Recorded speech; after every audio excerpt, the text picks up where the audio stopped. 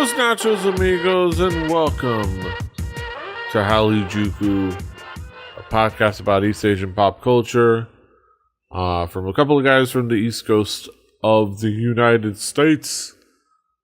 I'm Petey Rave, your man with no plan. Here with me is my tag team partner, my partner in crime, my right-hand man to my left-hand side, Brandon Cooper, a.k.a. King Kaz. How you doing, Kaz? Hello. Chill. I'm good. How was Katsucon? It was good. I don't know. I don't really do cons for cons. I just kind of go and I sit in a corner and I take pictures and I hang out with other photographers and some cosplayers. And then we complain that security keeps telling us to not take pictures in places. Yeah. We had a fun talk about all that when I was on DKG Welp, which we'll talk about where you can see that. But like, it was a fun discussion we had over there. Yeah, cons are fun. No matter what you make of them.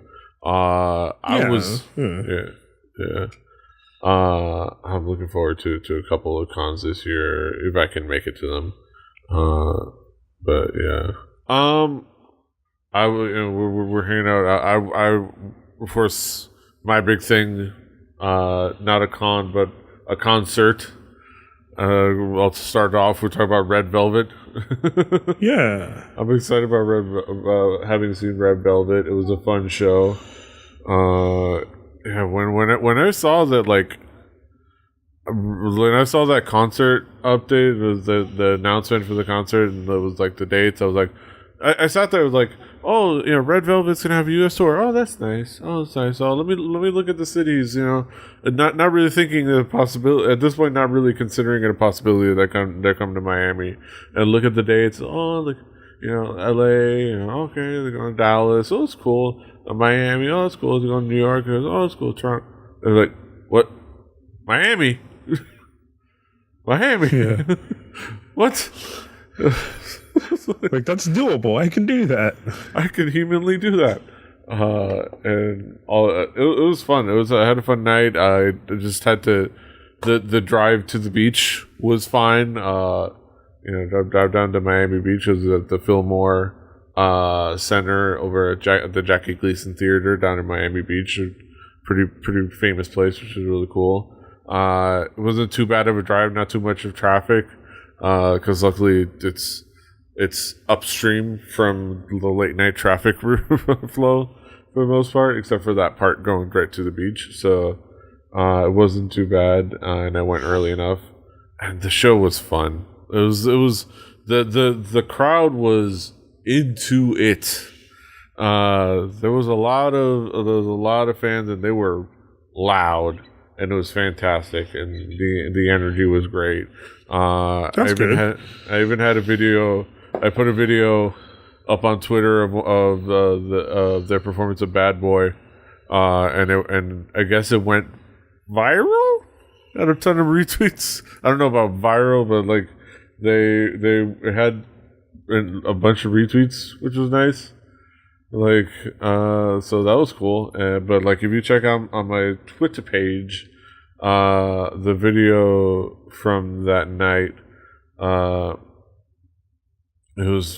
you get a feeling of like the atmosphere and how loud it was. Like, definitely a fun night, and I'm so glad I went. Now maybe we'll have some more K-pop in Miami, please. Yeah. I don't know. It's hard. It's hard. I get it. I mean, to come to Miami.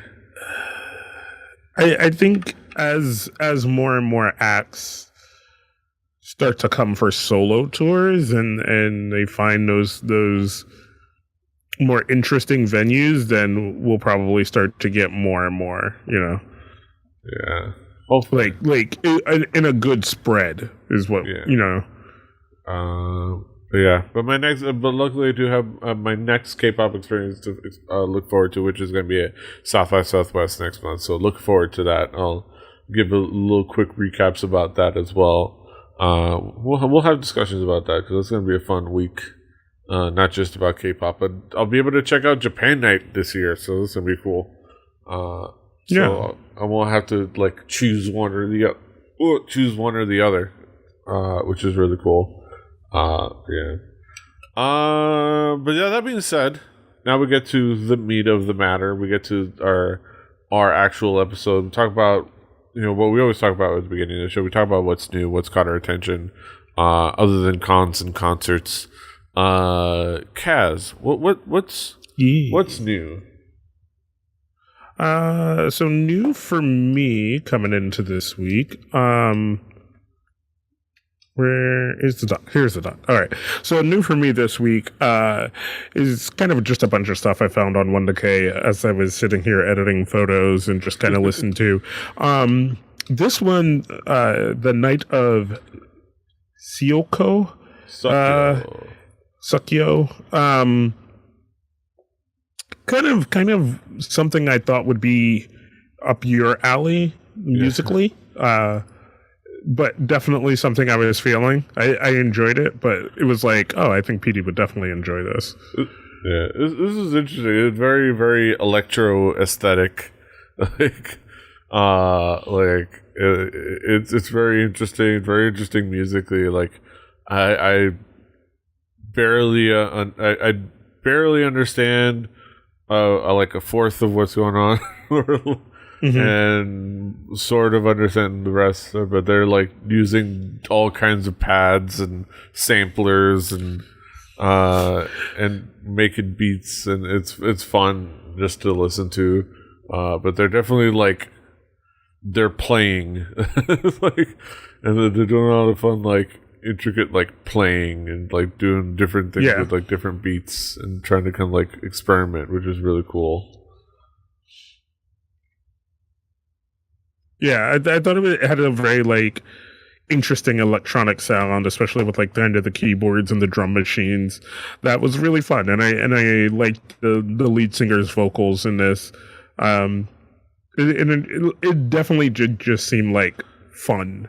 Is kind of just that vibe that it gives you, that it's just really fun. So interesting. I like the I like her voice a lot too. Yeah, it's really good. It's really pretty. Yeah. All right. So next for me on the docket is Young B, rapper that I think we've talked about on the show a few times, with his song Revenge. And I don't know, I just kind of enjoyed it. It wasn't what I expected it to be. And I mean that in a good way. Like, I just kind of thought it was going to be more like weird braggadocious rap, but it's just kind of a chill, interesting, weird, vibey rap song. And I kind of enjoyed it. Yeah. When the video starts, it's like the first thing you see is like them getting into the car. One's like wearing this like this head wrap, like covering his mouth. The other dude's got dreads on, and they're like looking angry faced and getting into a car. It's like, oh, they're gonna gangsta cosplay. And it's like, this is gonna be one of those videos. But they don't quite cross into that, and I think it's definitely a different vibe than one would expect from those opening frames, and I think it works. It works for them. Yeah, I definitely think it's something worth checking out if you're kind of into Korean hip hop, and its evolution as it continues to evolve. But yeah, so. For the meat and potatoes of this week, for me, I couldn't escape this one because the Monsta X fans were out in force, especially at Katsucon. So this is Alligator by the boys from Monsta X. Yes. I like it, but there are definitely it's not my favorite Monsta X song. Yeah, there are better Monsta X songs. There's lots of parts to like about this, but and there are lots of parts that work. I think musically, like the beat is cool, and the music video is at least interesting visually, and I like how there's parts where it's parts where Juhan and I am like actually like cooperate, so they would like have like a little like back and forth rapping together part, which is really cool. But yeah, there's definitely, you know, it's not without its flaws. That's for sure. Mm-hmm. Yeah, like I don't know. I think I like. There's nothing else really. Like it just has really good parts, but I just don't think it was cooked long enough. I think it just kind of it's not going to be a memorable track of the year for them, and I don't think they won't have one. They'll definitely have one, but I just kind of think this is going to be one that exists. And for the Monsta X fans, it'll be the hotness of the time until they release something else, or until their next single. But I don't think this is a bad showing for them in any way. Yeah. They're still doing solid stuff. Yeah. I'm happy for them. They got invited to the iHeartRadio tour again, apparently. And as much as I want to make jokes about, you know, how many people maybe have declined before they got to Monsta X, but they do have a fandom and do have a support, so that makes them worth bringing on to, you know, a U.S. tour. So yeah, they're doing some really cool stuff. It helps grow that fandom, and that's what it's all about. Yes.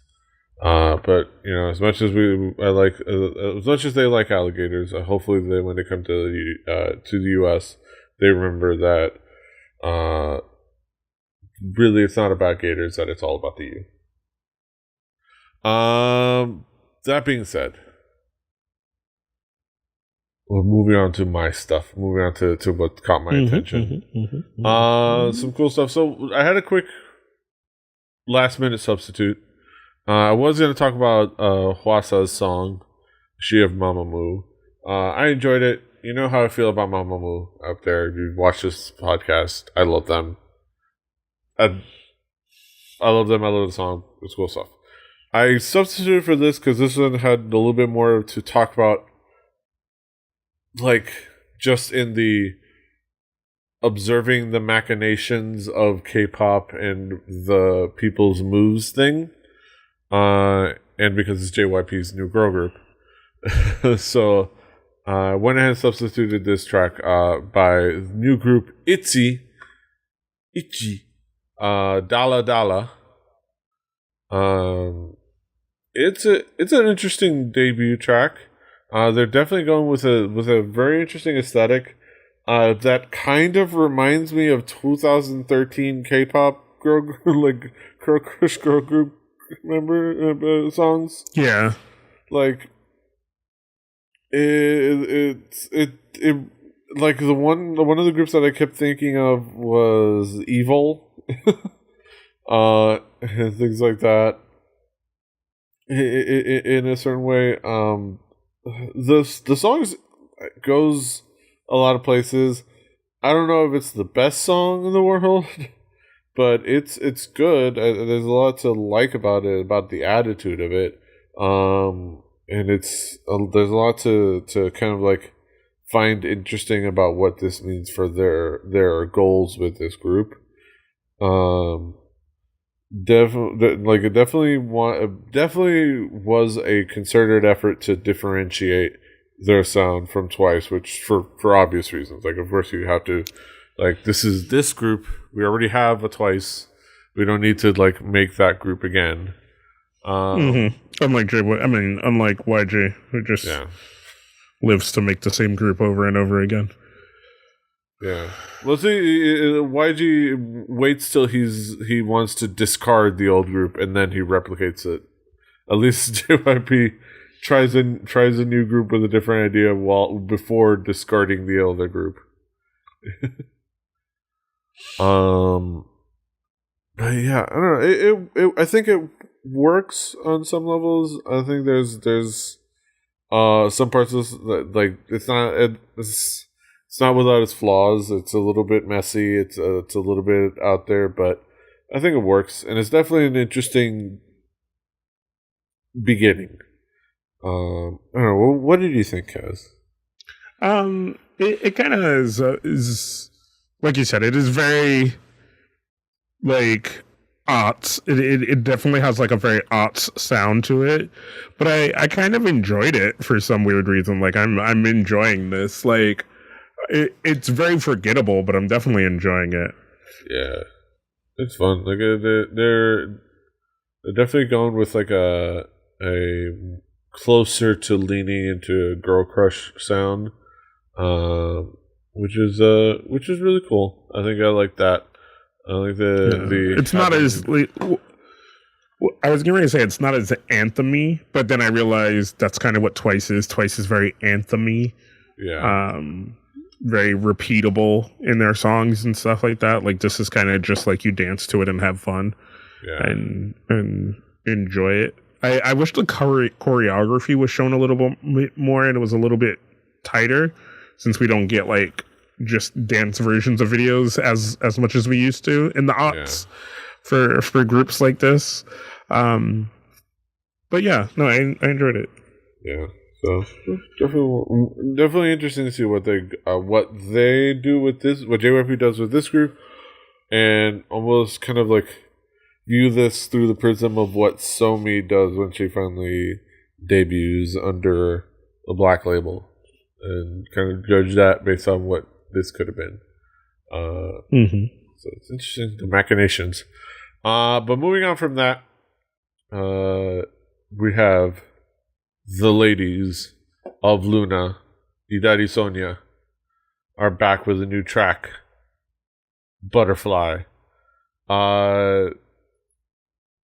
This is a really cool track. This is a really cool song.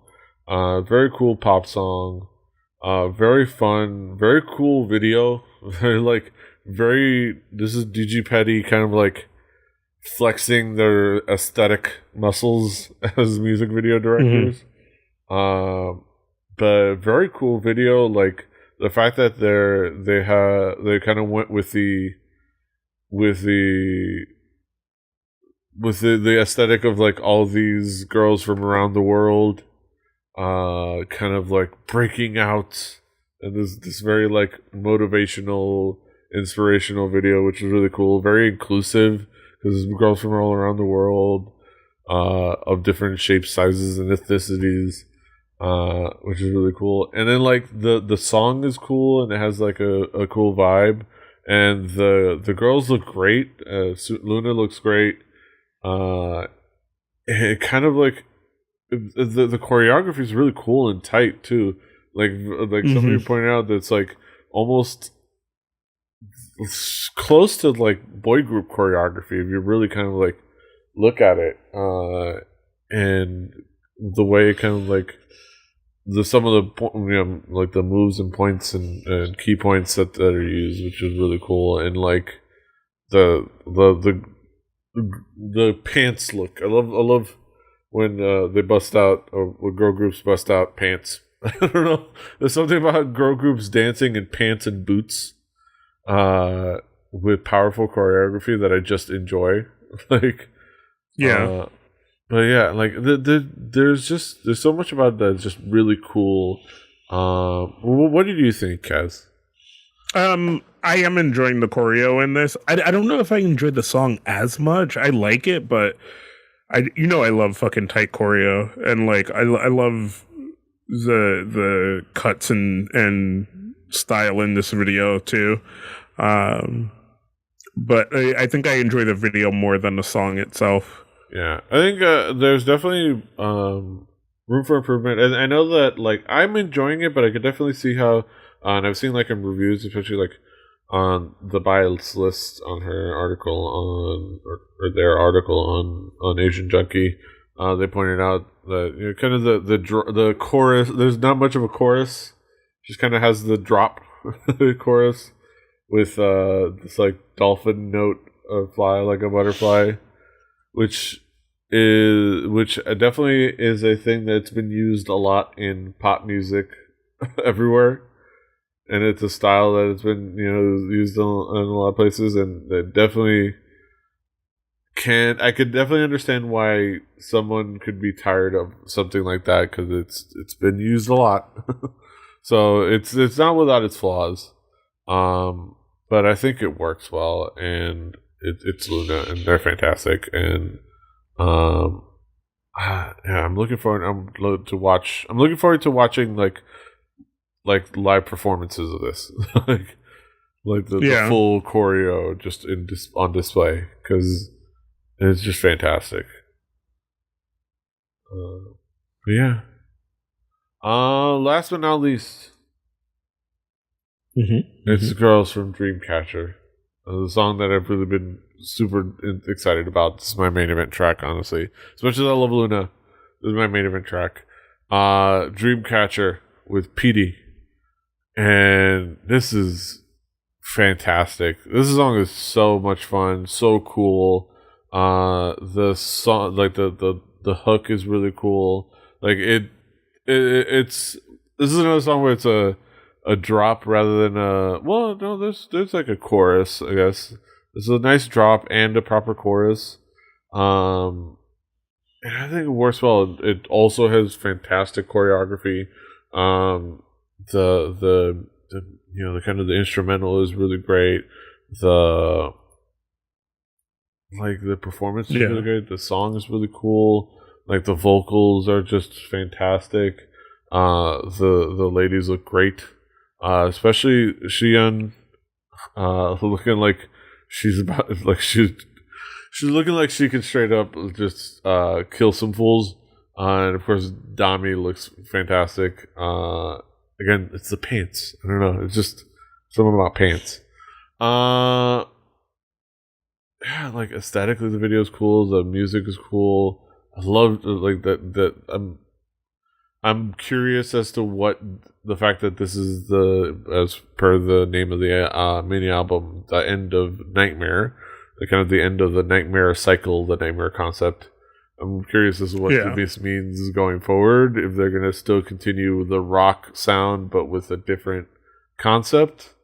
But all I know is that I'm glad to have had the Nightmare concept, because it's just been a fantastic joyride with Dreamcatcher so far.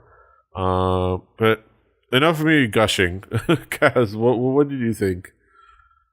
I mean, I like the song. I really like kind of the first set of costumes, the red and black. Like, I don't know what it was about that just sold me. I was like, all right, you sold me. I'll forgive you for any flaws. Vocally, it has some moments where it's a little bit all over the place, but I think that's kind of supposed to be that rock appeal that they've been having with their songs. But I do enjoy it. I do like it. And I also want to see where they continue to go from here. If we're going to kind of start to change and morph, or is it just going to kind of stick to its base and strengthen it? Yeah, well, let's see. Looking forward to more Dreamcatcher. Get out there. Stay in Dreamcatcher, you plebs. Just do it. It's just a fantastic group, and I'm looking forward to more from them. I pre-ordered this mini album and the one previous to this, and ordered the previous one from Yes Asia, so I'm looking forward to them coming. It's Yes Asia, so it's going to be here in roughly, I don't know, 7 or so weeks or something. I don't know. Like that. But it'll be here, and it'll be I will have forgotten that I ordered it, and it'll arrive. It'll be like a Christmas present to myself. Like, it'll be like a birthday, like a little nice surprise present to myself, and I'm excited for that. But yeah, that's it for what's new.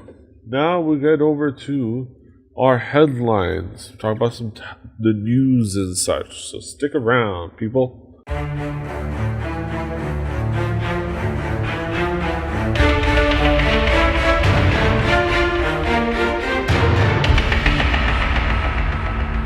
right, ladies and gentlemen, it's time for headlines. For topical topics going on in the world of East Asian pop culture. Not a lot of headlines, but just a couple of nice little headlines to talk about. Let's get down to it. All right, so BAP, Himchan, Daehyun, Youngjae, Jungsup contracts expire. BAP officially now all free from TS Entertainment. In what seemed inevitable for a long time, all 6 members of BAP are free from TS Entertainment as the contracts of the remaining final 4 have lapsed. There's a statement from TS Entertainment saying, that the contracts had ended. A nice little rejoinder from Agent Junkie reminding people to pay your employees, fuckers. Which is important to iterate. This is good news and exciting news for BAP, who is a group that we have been a fan of, but we've seen kind of their journey and struggle with, let's say, a shit company. What are your thoughts? What are your initial thoughts on? I'm just kind of more interested that now that this is over, what they're gonna do.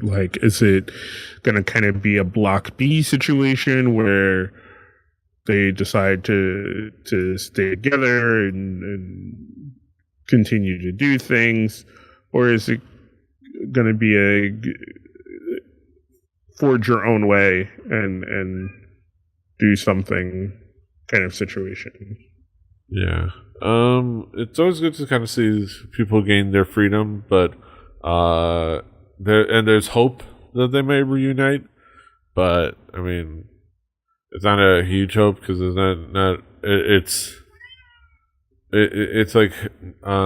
it's still wait and see if they do anything.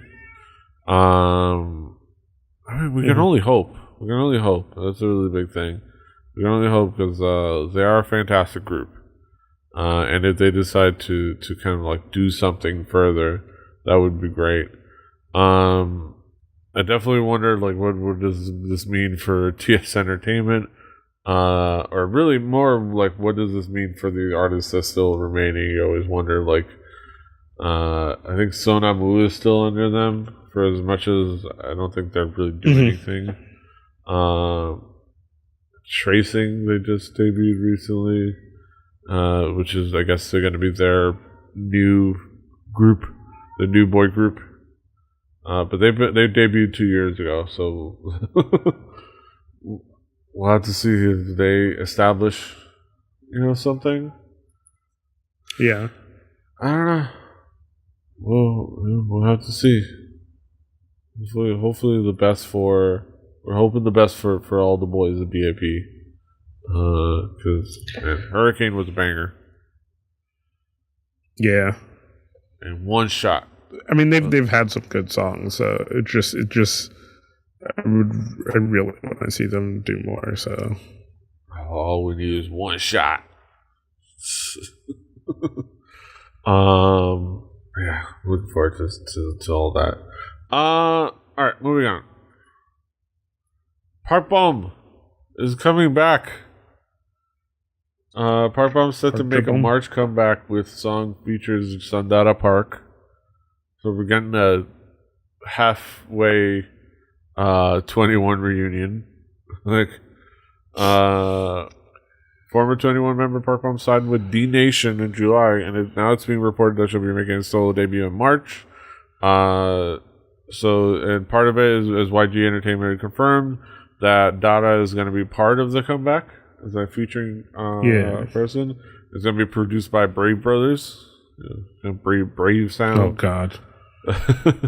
Which for there's a lot to clown on Brave Brothers about, but they do put out solid production work. They put out solid tracks. But I don't know.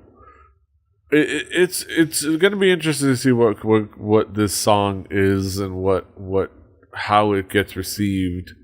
What how do you feel? What's your feeling? What's your reaction to this? I kind of am in the same boat as this Asian Junkie article, where like I had to remind myself that she had really good solo songs, and it was kind of that first inkling that like sometimes YG doesn't what's the word I'm looking for? Capture the moment. Yeah, support its artist or capture the moment, where it's like she had really good solo songs and they kind of did nothing to continue that. Same with, like other things that they've done. So it definitely is interesting to see how she's may have grown as an artist since then, with all this other stuff that happens. And it's also going to be interesting to see how this will be received, by a fan base that's kind of just been left with nothing for such a long time. So it's definitely going to be interesting.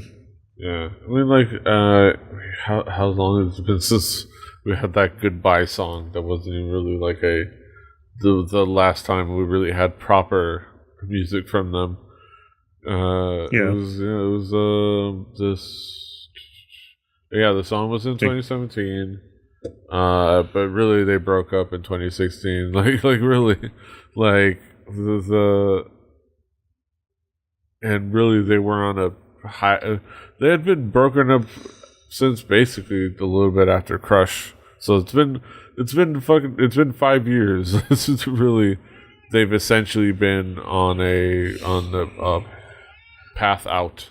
It's been 4 years or so, and yeah. It's like, I don't know. We'll see. It's weird. It's been a weird time to not have them around.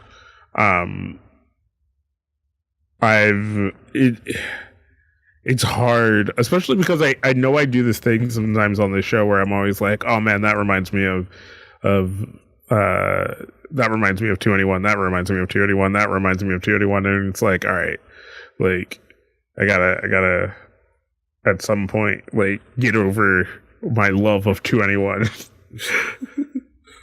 It's like they've been on hiatus and essentially broken up for the majority of this podcast's life. Yeah. We kind of saw that downfall coming, and went through the stages of grief. Yeah. We're still trying to find that acceptance. Yeah.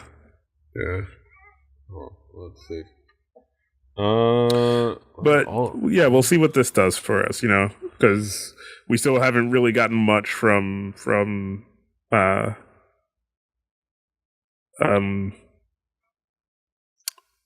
damn it, I can't think of her name right now. CL, yeah. We haven't got much from CL. Minzy's had solid stuff, but yeah, Minzy had a solid release. But she's still trying to establish things. So let's see, Park Bom. I wish her all the best. She's a. We had that back in the day when we had our fun comparing first the members of Girls' Generation to Wu-Tang Clan, and then when we combined Big Bang and 21 and did that grouping. She was our old dirty. She was our. If I remember correctly, she was our old dirty bastard, because she's fantastic and hilarious, and everyone loves her. Even if she's not the best, she's not the most talented. Everyone still loves her. Yeah. And she still puts out bangers. Yeah, she still puts out solid songs. They're fun to listen to. At least she did back in the day. So we'll see. She could be the new hotness coming out. Yeah. New Brave sound. Brave Brothers original content, do not steal. All right. So this is Bloomberg articles. I'm bringing in that's called "Could BTS help smooth over China-Korea relations?" This is kind of just a this article. You kind of look through it. It's a lot of speculation based on a little things that are kind of gleaned from like thawing, thawing relationship things. People reaching out here and there, which are showing good signs for like things being smoothed over, especially for K-pop acts in China, which could be very, very, very, what's the word? It could be very lucrative and very exciting to be able to get back that source of income, which is being able to promote in China and perform in China and things like that. Yeah, and it's exciting.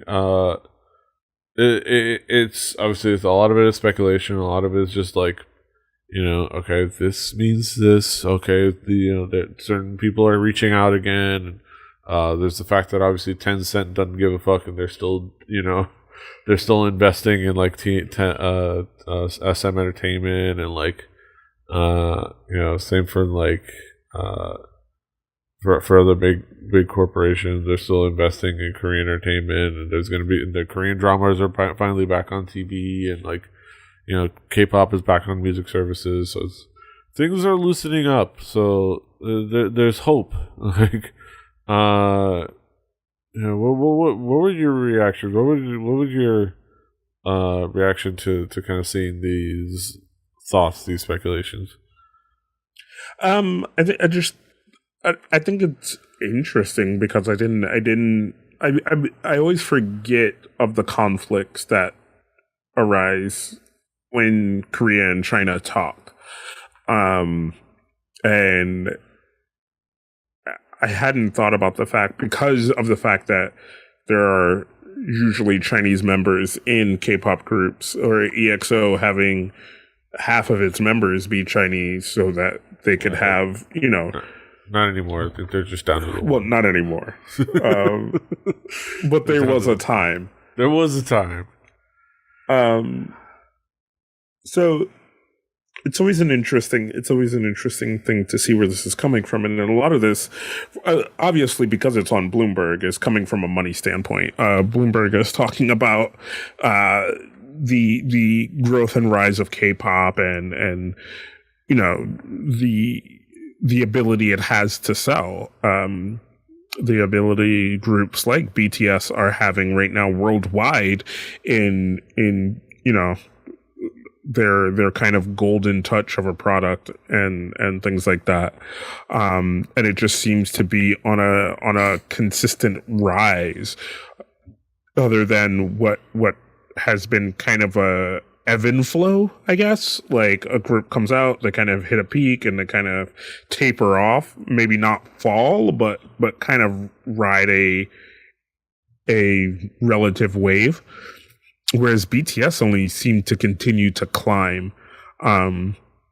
Very, very oddly connective in that way, like Ninja did for Twitch.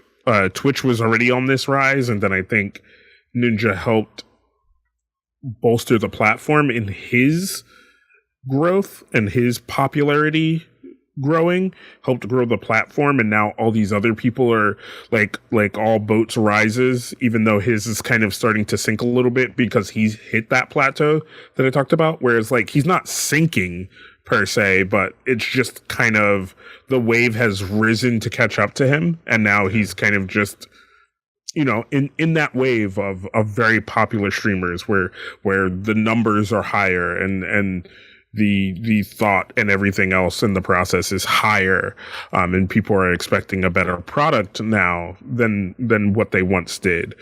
So I think coming here into everything with K-pop, BTS has risen all ships, but theirs seemed to keep rising, and it behooves you to pay attention to it.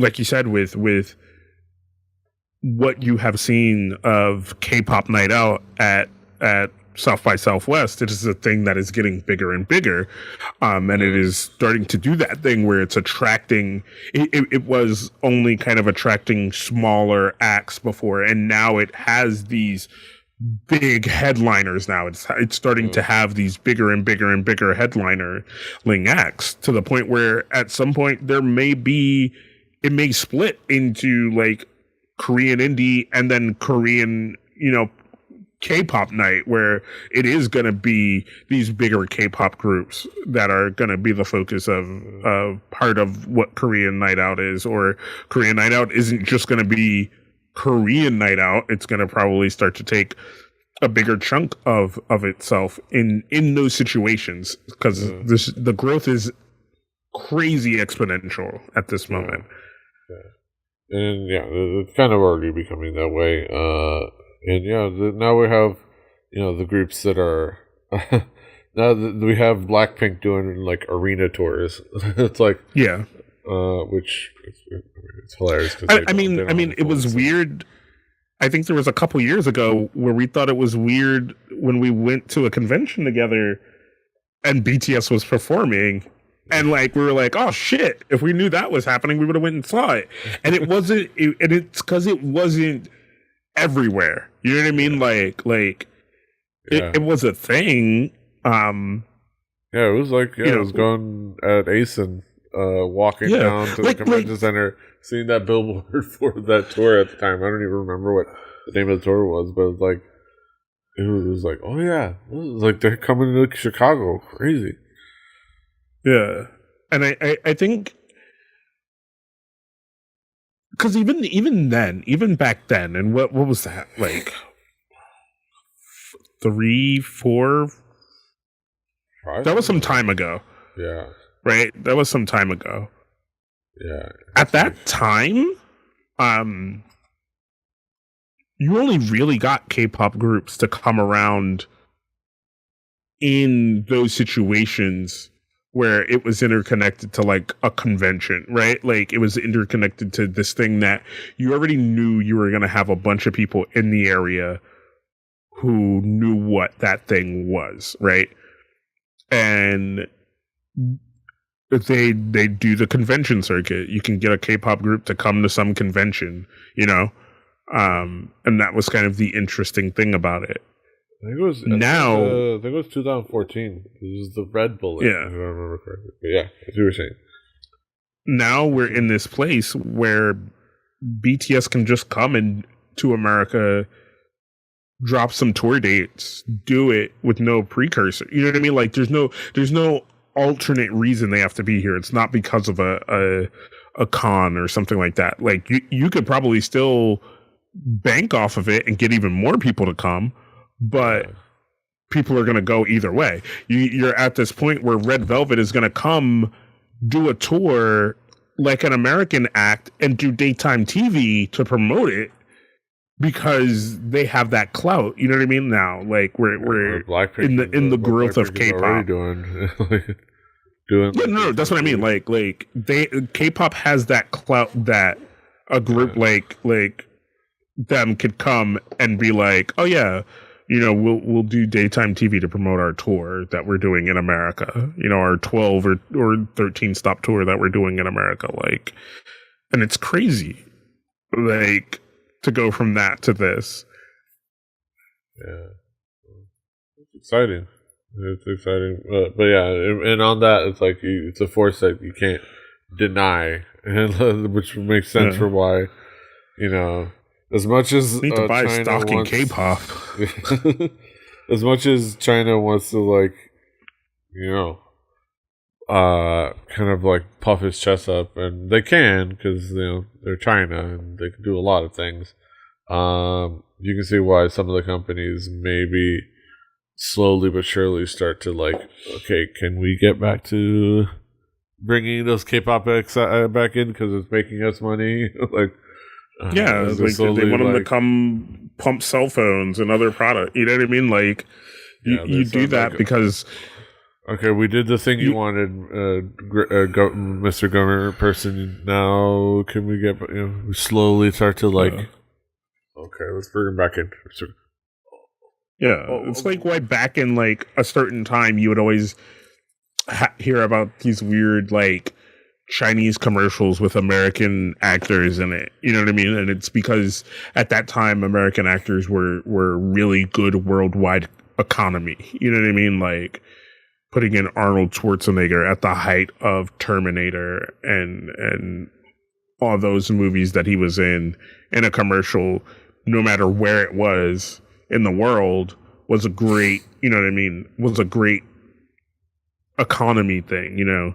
Same thing with other American actors at the time. And right now, K-pop is that thing. K-pop is that thing that if you put it in front of people, people are just going to buy your product just because. They're like, oh shit, I love that K-pop group. Sure, I'll buy your fucking Samsung whatever fucking phone. Like, whatever, let's go. What we're saying is we're bullish on K-pop. Bye. Yeah. Good thing. Good news for everybody looking to make money. You know, hopefully that money reaches the artists. We'll see. Yeah. That brings us to the end of another episode of Hallyujuku. We did it again. Kaz, what's going on? What's going on in your neck of the woods? Had a new episode of DKG Well, which you were on. We should be back this week because we were out last week of Sports Odds and Ends because I went to a convention. So we should be back. You know what? I do want to talk about. Go out there, go to SB Nation and watch that new John Boyce video. About punting. I know what I just said, but go watch it because John Boyce is an amazing individual. I love that human, and I want everyone in the world to watch any content that man makes. Yeah. Maybe you guys talk about Alliance of American Football, huh? Oh yeah, no, we'll probably talk about that. I don't want to give away what I think of it, but we'll talk about that. Them nearly running out of money a week into it. Yeah. So, looking forward to that. But yeah, check out all. He's at King Kaz. You can check out all of his info everywhere as King Kaz or about.me/King Kaz. I'm PD Rave. The show is Hallyujuku. That's hallyujuku.com as well. Kpoppodcast.com is a great way to share it with other people. Well, didn't they tell you? Don't you know? Rebelli.net for this and other shows. Rebelli TV on YouTube and on other places. For now, it's just YouTube. I'm still deliberating and things like that. Yeah, just check out where you can find podcasts: iTunes, Stitcher, YouTube. Like I said. You're gonna be straight, Doctor. Subscribe, like, share, do all the things. Give us feedback. Let us know what you think. Give us some reviews. Give us those 5-star reviews. Do all the things. Push the bell. Blah blah blah. Do all the things. Until next time. Hasta los huevos. I think you're crazy. Fighting.